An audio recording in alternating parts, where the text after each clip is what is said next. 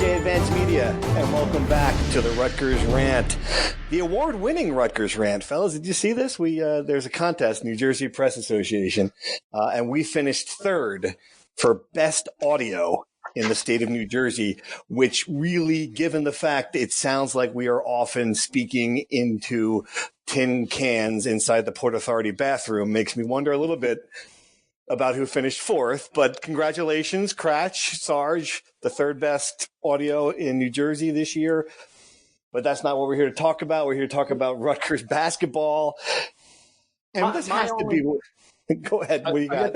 My only fear about it now is, now that, Greg Schiano's at Rutgers, Pikiell has his team soaring to the NCAA Tournament. There's not going to be anything to rant about in 2020. I mean, there's just so much positive stuff that, what are we going to rant about? We're not going to be able to rebrand it again, right? Right? The Rutgers hug, it's going to be. So we're going to sit here and just sing Kumbaya for 35 minutes every week. Yeah, that's true. It's a good point. Our whole image of a podcast. There will be no third place in 2020 if this is the way it's trending. All right, so let's talk about the basketball thing. The best. Is this the best stretch in Rutgers hoops history since 1976, or at least since 1991? I mean, you look at what this team accomplished, and here it was on the brink of falling off the map of just this, all of the success kind of getting flushed away with the late season swoon, to go and beat a top 10 team in Maryland at home, then to go to Purdue, win it, one of the hardest places in the league to win.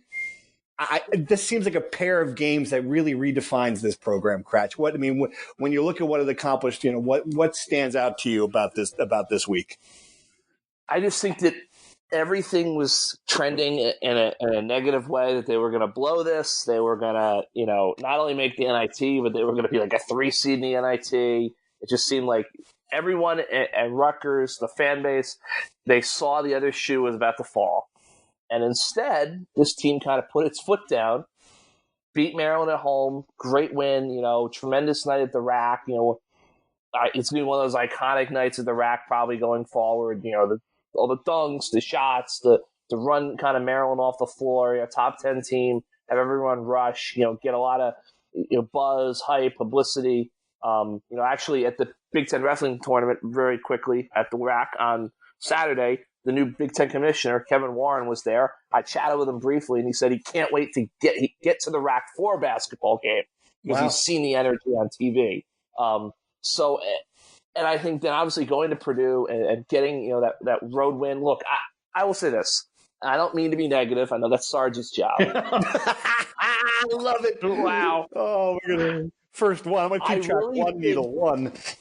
I really think that they need to win this game against Michigan to feel 100% bulletproof on Selection Sunday. Okay. They should be in. I'm sure they should be in. I trust all the bracketologists.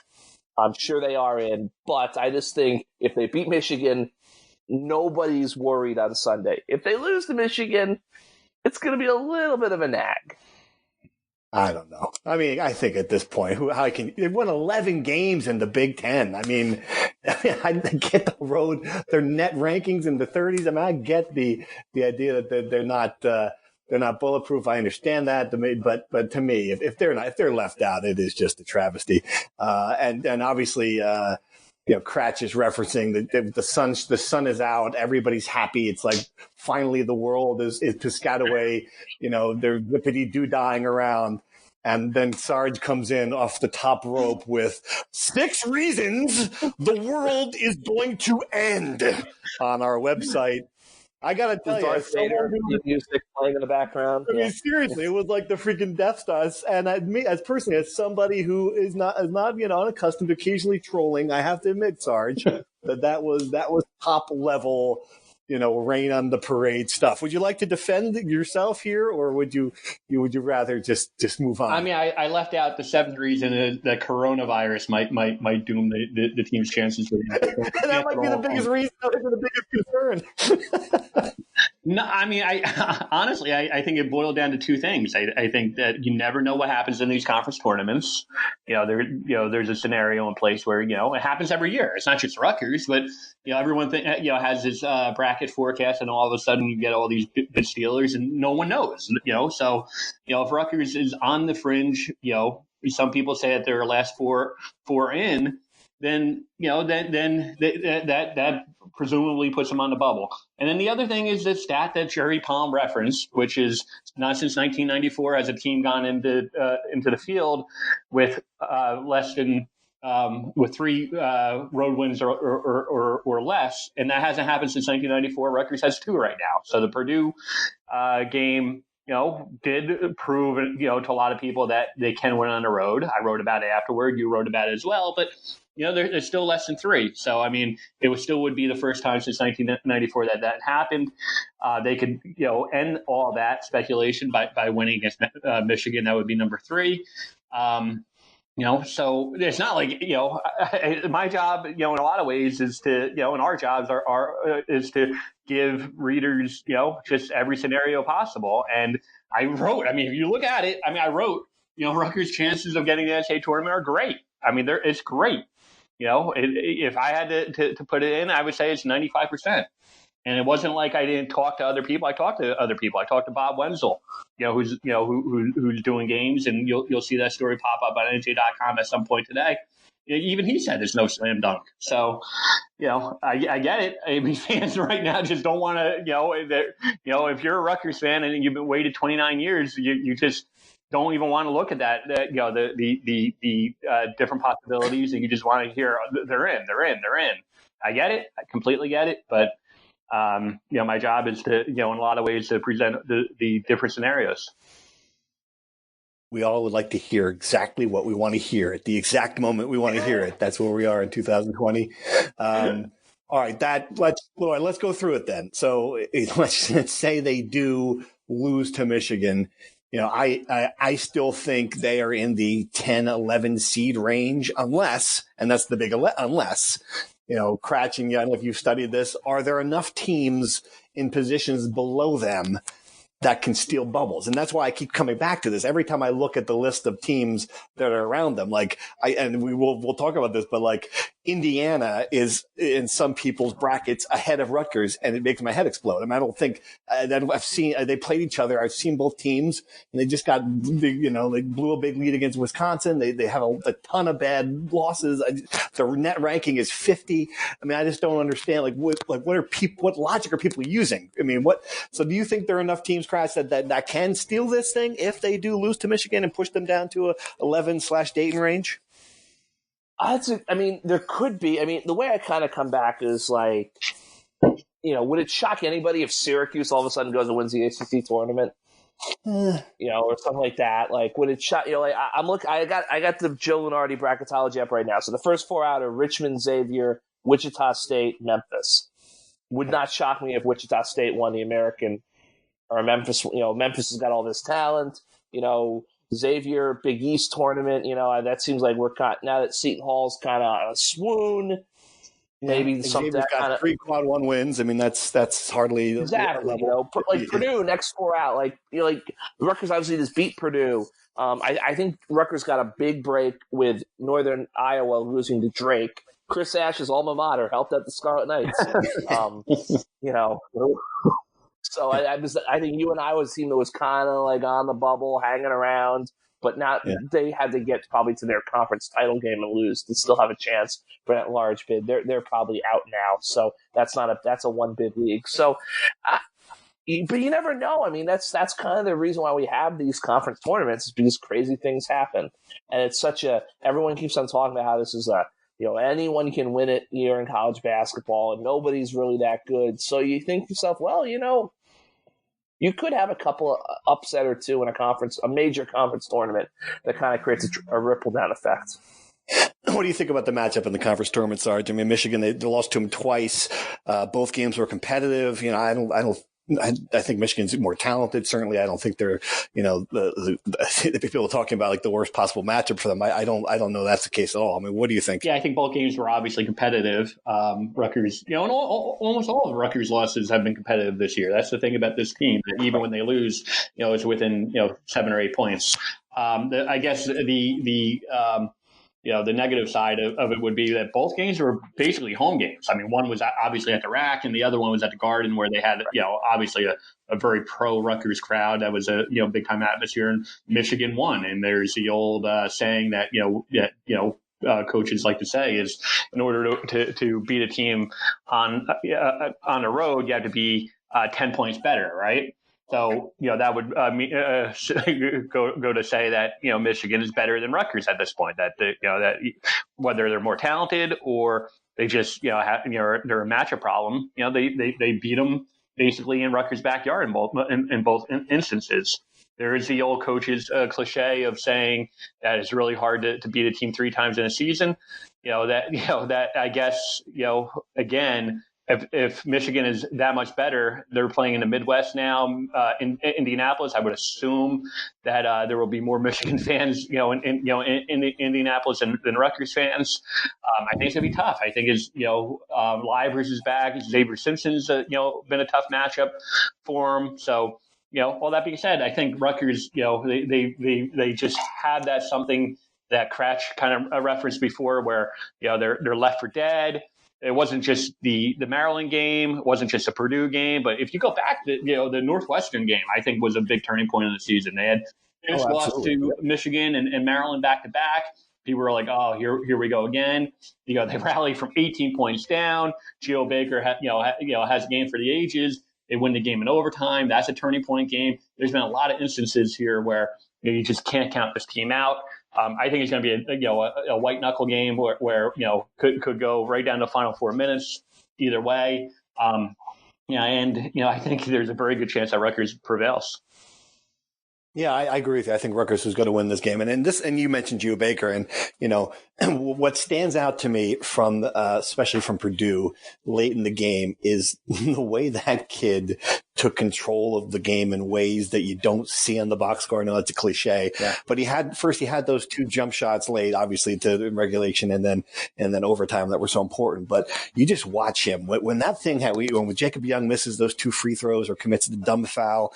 Gio's always the guy. It reminds me to date me a little bit, the Truman Show, when something's going wrong and the guy shows up with the 6-pack of beer all the time. Like Geo Baker was the guy who is always there when things are like pulling people together, consoling Miles Johnson after he fouls out. I mean, just you just see that kind of leadership and his ability to keep this team together. He is really good to be, or has a chance to put himself on that sort of Mount Rushmore list for Rutgers. So I voted him. I voted him second team All Big Ten, and if you look at his stats, I mean, they're just not up there with the top 10 players in the Big Ten, at least scoring wise, assist wise, all the stats that you look at. But to me, you just watch him. He's as a lot of people will say, he's one of the best closers, if not in the Big Ten, but in all college basketball. The guy is just clutch when it matters most. So stats really don't tell the story with Geo Baker.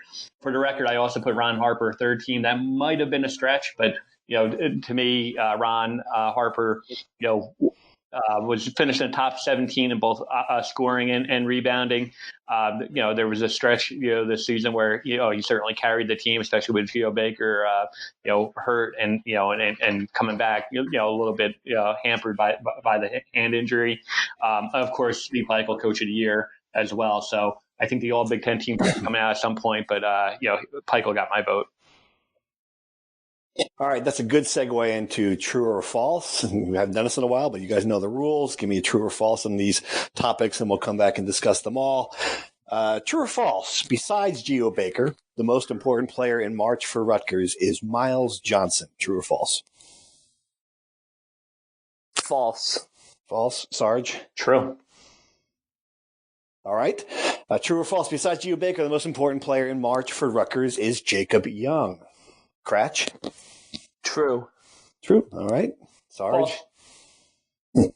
False. So my third one was, besides Geo Baker, the most important player in March for Rutgers is Ron Harper Jr. I'll give it a true. What do you got, Kratch? You already said Jacob Young, so I guess it's false. Yes, false. False for you. Sorry, it is amazing. It shows that, how good of a team this is. That Yep. we all have different guys. It's true, absolutely. All right, true or false? This NCAA run is on par with Louisville 2006. Kratch. False. Sarge. True. Wow. Okay, we'll go back to that. 29 years. True or false? Yes, that's true. Extending Steve Pikiell's contract before this NCAA tournament run began was a stroke of genius by Pat Hobbs. Kratch. True. Okay. Sarge. Greg Schiano is quietly laying the groundwork for a top half of the Big Ten recruiting class for 2021. Kratch. True. Sarge. True. True or false? Jerry Palm just hates Rutgers. Kratch. False. Well, Sarge. I want to say something very quickly. Like, I get fans, but like media outlets who are trolling Jerry Palm, like, what are you The doing? guy backed it up with a stat. A stat. I mean, the guy did. Yeah. The man had a stat. Yeah, he had a stat. 1994. It's like either like here's the thing. Like, I want to make sure fans understand this. Jerry Palm is not setting the NCAA tournament field of 68. Yeah. True or false? The Big Ten wrestling tournament is proof that Rutgers can host big events successfully. Kratch, you were True. there. Sarge, you weren't there. Yeah, I mean, I they did the gymnastics a couple of years ago. They've done lacrosse, so I think they've they've come away Proven it. Yeah, exactly. All right. Finally, true or false? Coronavirus is going to kill us all. Kratch. False. Sorry. I mean, Rutgers Nation is clearly rooting for me to be killed by the coronavirus. So Yeah, you should get the coronavirus. I have to admit, though, that people have, and this is like the obvious thing I've gotten to like 300 times with people saying, like, it's just typical. The year that Rutgers makes the tournament, there would be a world pandemic that cancels the entire thing. I don't think we just came across, and you guys have seen this, but Princeton University just told its students to stay home from spring break, which seems significant to me. I mean, they've already canceled Indian Hills, the big tennis tournament. I mean, what's your sense? I mean, Sarge, is this something that people should worry about? I mean, it's moving so quickly. I don't know. I mean, the tournament's just a week and a half away. What is your gut? So here's what I'll say is, if you look at Italy and you see these other countries that are already are either canceling or playing these events, with no fans. And certainly Italy, got it worse than the United States. Maybe even the United States might even be more of a sports society. The NCAA tournament's $1 billion, enterprise where, you just don't want to mess with, the atmosphere, the fans, any of it. So, I do think that the odds are at this point, on Monday, we're talking about a Monday that I still don't think is going to impact, whether it's opening day, a Major League Baseball or the NCAA tournament or any of these large scale events. I don't think it's going to do it because we're talking about, a society that is just, thrives on it. It's such a big part of our culture and our economy. All that being said, like you said, we're still in an unknown period. The numbers are growing. I just remember, it seems like a week ago, I think it was, where you had the first coronavirus death, and now all of a sudden, the numbers are just increasing. The number of people who are getting it, it's just, the numbers. We're still in an unknown period at this point. Right. I mean, and Kratch, the fact that there are regionals and or sub-regionals in Spokane, which is near or somewhere in the general vicinity of the biggest area. It is 300 miles away. Yeah. Spokane, I guess it kind of tells you how big Washington State is. That it's like, from here to Pittsburgh is Spokane to Seattle, but it's the same state, and I think there's other. I mean, Florida, Tampa, I think has a first round site, and they've been impacted on the Gulf Coast of Florida. Yeah, at this point, I pretty much committed to going unless the games are played on a cruise ship. In which case, Yeah. No, I was gonna. Yeah, the Wuhan regional. No, Regional. no, I was gonna say. I will say this though. Like, this is one thing I always thought with some of that. Like, if you don't watch Thursday noon games NCAA tournament, it's not like the arenas are packed. It's true. There's a lot of empty seats. So I'm almost wondering yes, I think the games are going to be played, just because I think at the end of the day, while it's certainly a very serious thing, it's not like it's The Walking Dead out there. Yeah, too much money. I will say this. Yeah, it's too much money to say. And also, these arenas aren't really packed to begin with. And I think it's entirely possible that we might find out. And obviously, not this week, but next week, you guys will be traveling to an NCAA tournament game. I'm going to be traveling to Minneapolis for Wrestling Nationals. I've heard people who travel said it's a ghost town. It's entirely possible that the crowds won't be that big because people are self-quarantining themselves or making a decision for themselves. I don't want to risk it.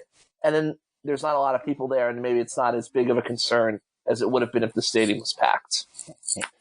Checking back on a few other things, we talked about Steve Pikiell's contract, and I have to admit, when the news kind of popped, my first reaction was, why now? It just seemed, the timing in February before this run had gotten to the point where they made the tournament. My thought was just, all right, what happens if it collapses? And suddenly, year 4, Pikiell's in the NIT, and now you've got 6 years left on this contract without really knowing.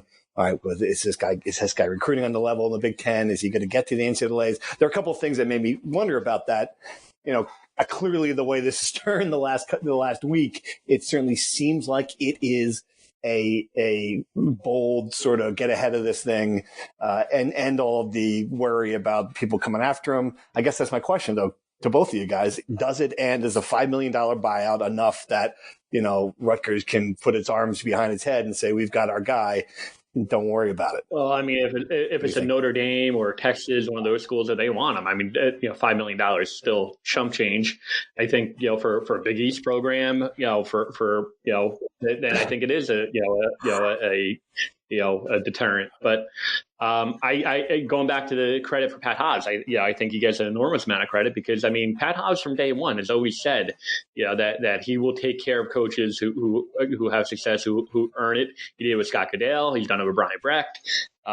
He is, has done it for Steve Pikiell. So, whether it was the timing, I think obviously Steve Pikiell, made it count because he won, Maryland, beat Maryland and beat Purdue. So, it looks like a bold stroke. But either way, I think it was probably a good move just to, kind of fend off some of these schools that might have openings. What do you think, Cratch? Yeah, I've always thought that, Sarge is right. If you're Notre Dame, Texas, UCLA, Kentucky, if you want the guy, you're going to get him. But I've never really thought that those are the schools that you have to worry about poaching Steve Pikiell. I've always thought, look, I can't see Steve Pikiell coaching it like Cal. I just don't think that's a fit.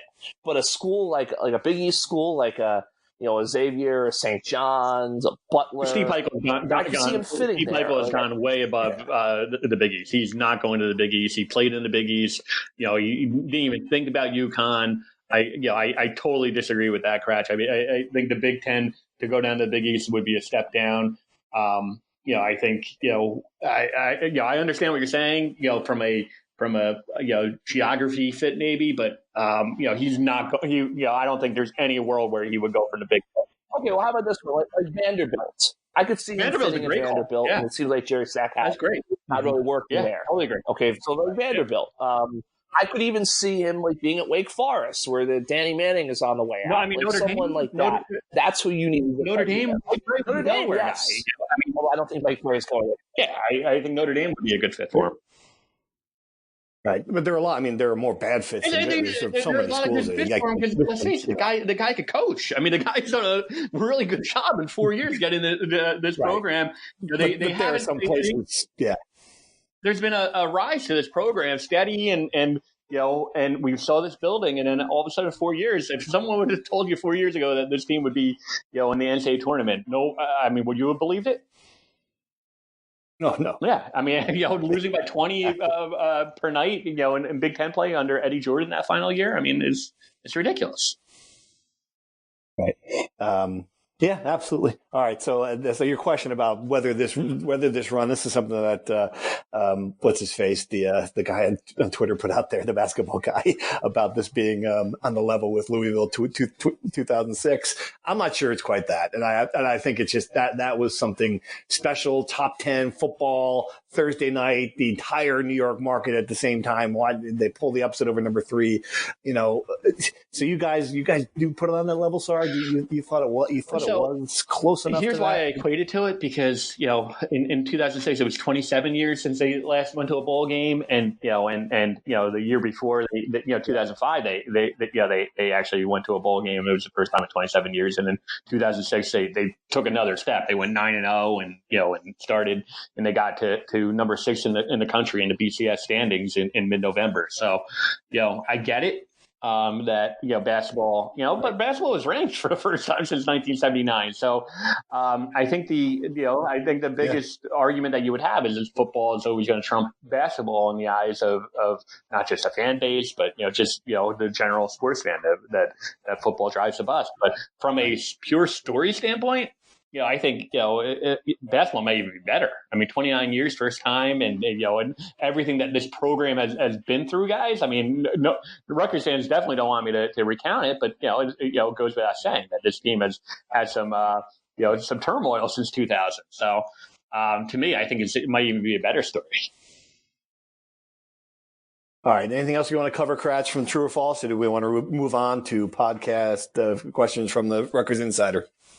No, I was just going to say, like Jacob Young, my thing is that I feel like he is a skill set that is kind of unique to the team, that kind of slashing. And I just think, like, he's a guy who gets very fiery. You saw it, like, on Saturday, Gio kind of calming him down, Pikiell calming him down. And I just think that when he's a guy who plays so fast and so explosive, but he can kind of almost teeter-totter into, like, playing out of control. Like not really control of his body as he's flying down the court. So that's why I think he's the most important guy. He's a guy who can really do some damage if he's on, but they've got to make sure that he is on and in his lane the whole time. Right. No, that's a great point. I only picked Ron Harper Jr. because he's one guy he could explode for 25, and that's kind of what they need. And they did win. I mean, funny, Miles Johnson would have been my first pick, but let's give Shaq Carter some credit here. Against Purdue, he gave them some really good minutes when Johnson got into foul trouble. So, I mean, that does speak to the depth that you mentioned, Sarge. That's going to be really important for this team. All right, let's dive into Rutgers Insider questions. Guys, I appreciate a bunch of good ones again. NJ.com/text if you're interested in getting our breathless dispatches directly to your phone. So this is, I mean, this is the chief fear, and not just that you stoked up, Sarge. I think people are really worried about it. Is there any chance Jerry Palm's theory comes to fruition that we have to play in the playing game, or is he just doubling down on his position because he's a Purdue guy and a curmudgeon? What do you think, Sarge or Craig? Either one of you guys? Is it a situation that's possible? I mean, I said it a week and a half ago before the Purdue game that would be fitting that after the Maryland game. I said I think they're in after the Maryland game, but I think at this point, I think it would be almost fitting. I could totally see a scenario where the NCAA selection committee says, "Okay, you're in, but you got to play your way in, so to speak, and go to Dayton and win that first 4 games." So, did they put that to rest by winning at Purdue? Maybe, but again, we're still talking about that stat, and I completely understand. From at least a Jerry Palm perspective. Again, I'm not saying that Jerry Palm is going to be right. There are a lot of bracketologists who say that they're comfortably in. Seth Davis, I think, wrote Rutgers Sharpie. So Seth Davis is actually on the selection show come next Sunday. So I totally get it. But I'm not saying Jerry Palm's the end all be all, but that stat does loom large at this point. All right, here get another good one on scenarios. Can you guys look up some teams who Rutgers is most likely to play and discuss best worst matchup scenarios? I know Utah State, BYU, and Providence would be bad, but playing a team like Arizona or Arizona State out east would be best. And getting San Diego State in the round of 32. That's interesting. It's fun. This is the fun part about it. Like when you get thrown into the tournament, you see that the other name pop up right away, and you're like, is that good? Or is your first instinct is always like, ooh, that's rough, or ooh, that's good. Cratch, who would you think that the Scarlet Knights would want to see if they were in a 7-10, 8-9 game? I mean, I haven't really thought of it that way. That is an interesting question. If I'm looking at right now, I would want Dayton. I would want Dayton if I'm an 8-9, I would want Dayton to be the 1 seed, just because I just can't buy that. I will take, but I'm looking at, Lardy has Creighton as a 2 seed. Okay, so St. Louis region in the Midwest, besides the fact that it's not New York, it's not going to the Garden. It's West Virginia, Utah State in the 7-10 game. When they play Creighton, Wright State. Now you're Rutgers and you're the 10. You're playing West Virginia. That's a tough first round game. Yeah, you win that. And you're playing Creighton. Yeah, don't want that at all. I do love the ones I've seen, and I agree with the reader. The ones I've seen when they're matched up against a Pac-12 team like Arizona, where they're in a bad league and they haven't faced a defense quite like Rutgers. I think that would be a good matchup. Sarge, I mean, what I think part of it too, like Cratch was mentioning, is where are they going to send them? Because if the fans can drive to Greensboro or Albany or even Tampa, that's the ideal scenario, that you're going to get some sort of home flavor. Cratch is right. I think that having a team like West Virginia that's always just a brutal, Bob Huggins. I mean, they're always brutal to play in the NCAA tournament. That's not ideal. But again, we're this is the time where we're talking about it's a great conversation to have. It's a great question, but at this point, I think if you're gonna put them against Trump University at this point, Rutgers fans will sign for that. I will say this though, like I've liked this.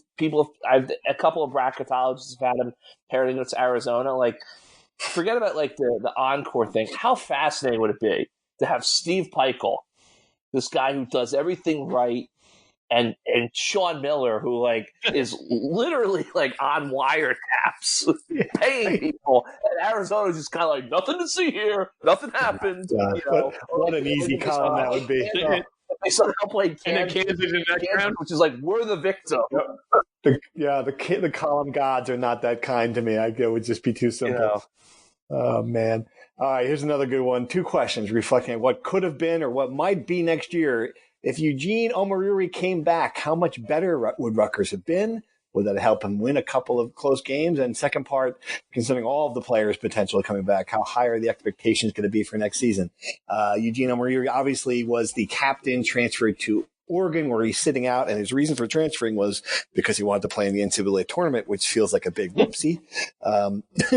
Sarge, how much better would that kid have made this team? I've always wondered whether or not his injury and had anything to do with it. He was as valuable of a player a year ago. He was the heart and soul of the team defensively, and I get that you're always better with talent, but maybe there was something to be said about that he wasn't a great fit from a culture standpoint, locker room standpoint.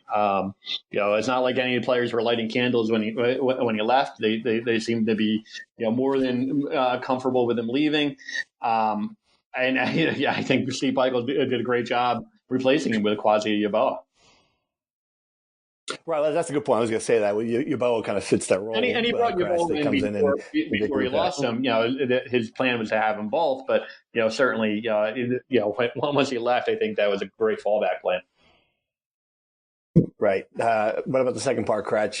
The expectations for next year is just so hard to know. I mean, obviously, you'd think these kids would take a step in the right direction and get better, but it's injuries. Well, anything can happen. Like, if you look at this roster now, I mean, like, and you mentioned it, like, I know he's been up and down this year, but you're losing Shaq Carter, and what are you replacing him with? you need more size inside. Right, Shaq is a senior, right? Correct. I had that right. Okay, want to make sure. I had I was like, oh my god. So you need depth inside, and also it was a long weekend, so I'm kind of fried right now. You need depth inside, and I think they need to get somebody who can knock down 3-pointers. That's what I think. The 3-pointer is kind of the great equalizer in March in this tournament, and I don't know if they have a guy who we can say, okay, this guy's going to go 3 for 6 or 3 for 5 guaranteed each game. I think they need that guy to take that big shot. All right. And another question about the current team. Is Miles Johnson's current play more of the fact of his loss of confidence or just Big Ten teams figuring out a way of taking him out of games? Can he get back to being a big factor in the game plans? Sarge, you had him as your most important player other than Gio. What do you think it is? Is it just this? I mean, you're playing against a team like Purdue. It just, throws, 7'3", harms at you. Is it as simple as that? Or is this just, the grind of the Big Ten season sort of knocked him off his No, I think confidence? it's, it boils down to, he does have a propensity to pick up fouls early. And that's something that I think that might be the crux of the reason why Steve Pikiell decided to bring him off the bench, in order to right. Okay, well, I'll bring him in at the 15-minute mark, and he'll have 0 fouls at that point, and then I can play him for 5 or 6 minutes at that point. And if he picks up his second foul by the 8-minute mark, then I can sit him the rest of the half. But he has there have been a lot of these games, including the Purdue game where he fouled out, where he just has a habit of picking up right. Fouls. Bad fouls too. And those are the things that are killers. You have to keep him on the court. When he's been on the court, he's been great. He's been one of the better big men in the league. So I think it just boils down to trying, him is going to be him. It's on him. He needs to avoid those ticky-tack fouls, those fouls away from the basket. Right. Here's an interesting one. Possibility of Gio leaving next year, pros or other. Watching the ceremony, I think you guys saw Michigan State, the emotion of the kids kissing the floor on the senior night. And I get the sense that they're going to have to rip the jersey off Gio Baker. Cratch, do you see any signs that kid will not be the 4-year player that's getting the enormous celebration at the end of next year? No, I mean, and Gio's a great player. I don't see him going to the NBA. So maybe he tests the water. I mean, I don't know if he's even a guy who can kind of test the waters and see what's out there and not sign with it, and come back. I mean, I of course Anderson. I think he is going to be here for his senior year, and then he will be eligible, Rutgers Hall of Fame eventually. Right. All right. Everyone agrees that the rack isn't going anywhere, nor should it. But are there thoughts of reviving some of the Pernady plans, which address the concourses and exterior of the building, or is the field house for football number 1 to 5 on Pat Hobbs's list right now? Sarge, I think that the answer to both those questions could be yes. I mean, what's your sense on what they're going to do with the rack? Both questions are yes, because I think football is obviously the thing that's going to cost $150 million between the field house and upgrading the football stadium and doing everything. I mean, that's, they're going to have to get $75 million before they even, start and maybe bond the rest of it. So football is obviously the priority. By all accounts, I mean, you talked to Greg Schiano more recently than I did, but it sounds like by all accounts they're making some they've had some pretty good momentum on that front. But again, Pat Hobbs has been, it's been no secret that, he's always has an eye on basketball. We've talked about, the idea of having, a bar for high end donors where the media room is. Maybe taking out the windows, where the offices are, overlooking one of the baskets. Doing those types of things. Aside from that, though, there's only so many things that you could do in the rack. You're not, this is a building that was built in 1977. It wasn't really built to really expand. There's only so many things you can do from adding bathrooms. I know that's, been a big topic. Aside from really, doing a complete overhaul, I don't know if there's going to be too many things that they could really do. And that is a good transition, Sarge, to the what else segment. Since you mentioned Schiano, and it's funny we haven't had a podcast since I sat down with him. And I just wanted to, he's doing the media tours now, and I was just figured I'd give you a couple impressions of the conversation and this is the one that sticks out to me, just about, it really is a guy now playing chess again in that office, listening to him talk and knowing what he wants to get out of his media presence and what messages he wants to get to the fan base. And, this is no secret, but as I was talking to him, it's clear that he wanted people to know. And I think that this is important given the 10% of the fan base that was still peeved about the fact he left Rutgers to go to the NFL, to go to the Tampa Bay Buccaneers. I think it's interesting that he wanted his motivations to be clear to people and wanted to get that story out there. So, I just, you guys have been around and you've seen, he looks like the same guy, but I just get the sense that there's also, there's just a different level of comfort around his own, himself. He's driven, but he's not as, crazy about it, if that's the right way to put it. Like that was the sense I got in spending time with him. So it's interesting. It'll be funny to see what happens here with him as we get closer to the season. But that was one of the takeaways. The other takeaway is you can't go 10 feet without tripping over someone who used to play for him in a support role. And I know you guys have seen that and have tweeted about it, texted about it, written about it. Sarge, maybe you could talk a little bit about what you've seen behind the scenes with just the people he's surrounding himself, familiar faces wise. He's a lot of former players, right? I mean, Taekwon Underwood is obviously on staff, wide receiver coach. Scott Falone, he brought him in. Damaso Munoz, Charlie Noonan. We've seen Jamal Westerman, back around. I mean, Eric LeGrand's been, doing a lot of stuff. I wouldn't be surprised if he has more of a prominent role. And I think it makes sense, right? I mean, that his first go around, these were the guys who helped build it. They help.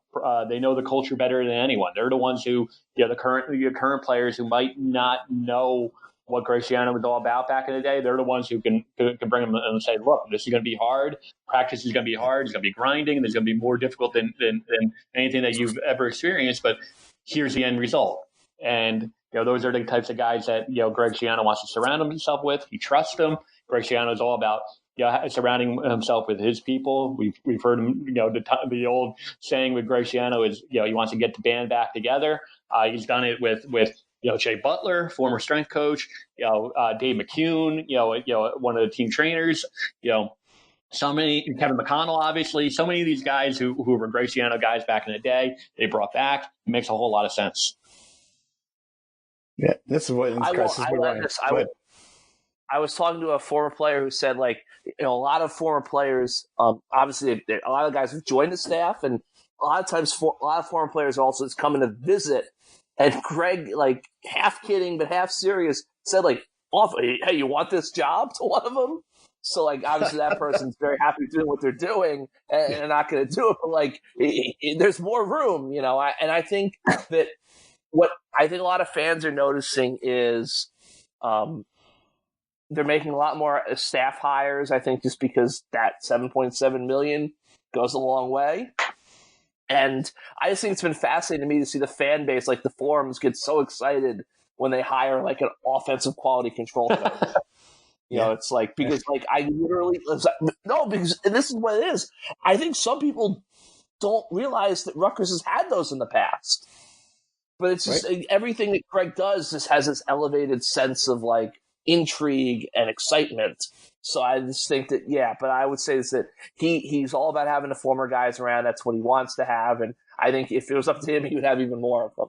Yeah, and Sonny, this just moved. Late breaking news in the podcast. He has added Rob Hinson, the longtime South Jersey high school coach at Timber Creek, in a player personnel assistant role. So again, another smart way to get high school talent from a big powerhouse school. You bring in a coach and give him a job. So that just moved today. So late as we're sitting here talking. All right. Anything else we got here, guys? We got women's basketball, Cratch. What are we looking at bracketology for the ladies? Any fear about them not getting in? What are we? No, they will get in. They had a strong finish of the regular season. It kind of sealed it. They went 1-1 at the Big Ten tournament. They beat Wisconsin, which was not a terribly strong team this year. They got hammered by Indiana. It was a close game, I think, for a little while. So they're probably looking at a 9 or a 10 seed going into the Big Ten tournament. The word I had heard was they felt that they'd have to maybe get to the final or win the Big Ten tournament to be able to be a 6 seed. They don't have a lot of they have the one good win over Iowa at home in the year. They don't have a lot of signature wins. They don't have a terribly great RPI. So it's one of these things where they're either going to be a 10 seed and go to Stores, or they're going to be like a 9 seed and go to Stanford or Baylor, right. Or Oregon, something like that. So there's some thought process, I think, around the program that they're not going to send them to UConn for a 3rd straight trip to the tournament. But I think it's a very good possibility that they are back at Stores for their annual trip to UConn. I would bet odds on that they'll be in Stores because that's what happens. Hey, this is a UConn team that, they were out of the top 5 for 2 weeks, so this is not a vintage UConn team. Gino, on a hot seat a little bit. So. Oh yeah, and not a good weekend for the wrestlers specifically. Yeah, it was just a tough weekend for them. They only qualified 2 guys automatic bids to nationals. They've got 2 or 3 guys that have a chance to get at large bids. I think what Rutgers wrestling has kind of had this strange year where it's not like a full-on rebuilding year because they do have some guys who are nationally ranked. They did have a winning record in dual meets. They did beat Ryder and come right down to it with Princeton. Then they had a couple dual meets they lost kind of late that they should have won. But on the other hand, they're very young, and it's just these guys, young kids, kind of got lumped up at the Big Ten tournament, which is the tougher tournament than the national tournament, believe it or not. Big Ten tournament might be one of the toughest wrestling tournaments in the world just because of the compact nature and the amount of talent you have in that tournament. So they'll probably have 4 or 5 guys in nationals. But the good thing is for Rutgers is that they have a habit of struggling at the Big Ten tournament and kind of turning it around and bouncing back to the national tournament. So we'll see if they can do that in 2 weeks. Sarge, got anything else before we sign off? This was a packed podcast. I think obviously it's been a long time coming, but hopefully we'll be able to do a couple more of these as March Madness rolls along. Yeah, you guys can call in during your drive to Indianapolis for the Big Ten tournament, which is just insane as always, but that's good. We get out there in time. The 8-9 game at noon means we've got some time for a shrimp cocktail. Huh? That's the reason why, that when you saw those brackets coming, you're like, St. Elmo's at 7:00 Thursday night. Yeah, it's like Politti's got a lot of interest in going to the Big Ten tournament all of a sudden when he didn't bother to cross the river when it was in Manhattan, but he's going to Indianapolis. Yeah, that's exactly it. So we'll be there at St. Elmo's. Perhaps we'll have a meetup for some of you guys or run into some of you guys around town. Looking forward to it. Thanks for listening. And as always, enjoy March because this is going to be a fun ride. Take care.